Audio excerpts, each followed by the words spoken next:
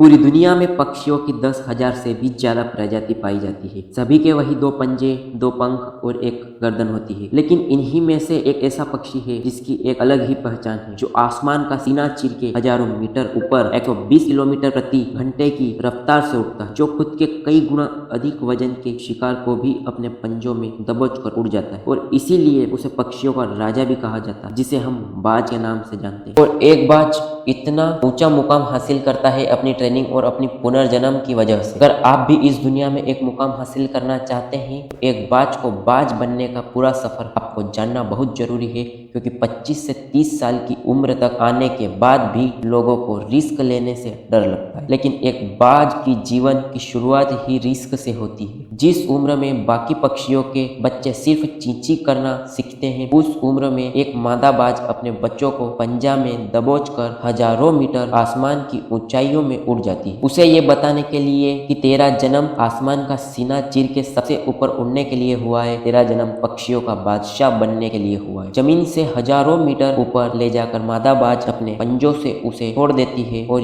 यही से शुरू होती है उसकी हाई रिस्क ट्रेनिंग। वो चूजा जमीन की तरह तेजी से गिरने लगता है, थोड़ा नीचे आता है तो उसके पंख खुलने लगते हैं, नीचे आते आते वो अपने पंख फड़फड़ाने लगता है। लेकिन वो अभी तक उड़ना नहीं सीखा है। वो जमीन से कुछ ही ऊपर होता है, ऐसा लगता है कि कुछ ही सेकंड में उसका जीवन समाप्त हो जाएगा। लेकिन अचानक एक पंजा उसे अपने गिरफ्त में लेता है और वापस आसमान में उड़ जाता है। वो पंजा होता है उसकी माँ का, जो उसके पीछे उड़ रही है। उसकी ये ट्रेनिंग तब तक चलती रहती है जब तक वो उड़ना नहीं सीख जाता। इतनी हाई रिस्क ट्रेनिंग होने के बाद इस दुनिया को एक बाज मिलता है बारिश के वक्त, जब सारे पक्षी आश्रय की तलाश करते हैं। तब यही बाज उसी बारिश में आसमान को चीरते हुए ऊपर निकल जाता है और बादल से कहता है, तू बरस ले, कितना बरसेगा, और फिर नीचे आकर चैलेंज करता है। एक बाज की उम्र लगभग 70 साल होती है। जब वह 40 साल का होता है तब एक परेशानी उसकी जिंदगी में मौत बनकर आती है, जो आपकी परेशानियों की तुलना में बहुत बड़ी होती है, क्योंकि 40 साल की उम्र में बाज की चोंच इतनी मुड़ जाती है कि उसे शिकार निगलने में बहुत परेशानी होती है। उसके पंख भारी हो जाते हैं, छाती से चिपकने लगते हैं, जिससे उड़ना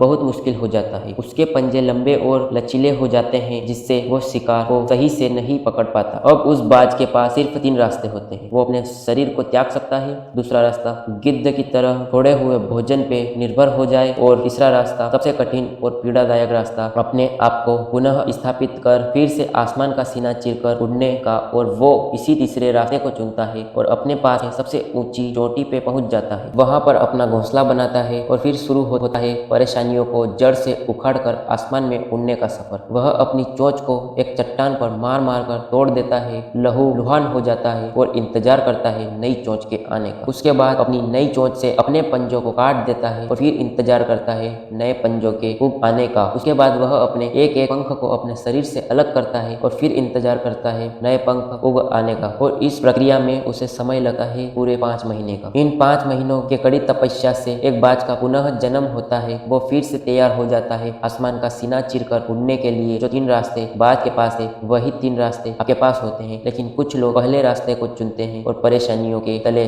दबकर सुसाइड कर लेते हैं। ज्यादातर लोग दूसरे रास्ते को चुनते हैं। वो परेशानियों का बोझ पड़ते ही अपने लक्ष्य को छोड़कर एक नॉर्मल लाइफ जीने लगते हैं। और कुछ वो लोग भी होते हैं जो इस परेशानियों को लात मारकर अपनी मेहनत के दम पर बाज की तरह आसमान की बुलंदियों को छूते हैं। दोस्तों, बाज की यह ट्रेनिंग हमें बहुत बड़ी सीख देती है कि अगर रिस्क लेना पड़े तो लो, लेकिन अपने फील्ड में अपने आप को इतना ट्रेंड कर लो कि उस फील्ड में आपसे ऊपर उड़ने के बारे में सोचकर लोगों के पसीने छूट जाए। तभी आप अपने फील्ड में बादशाह कहलाओगे।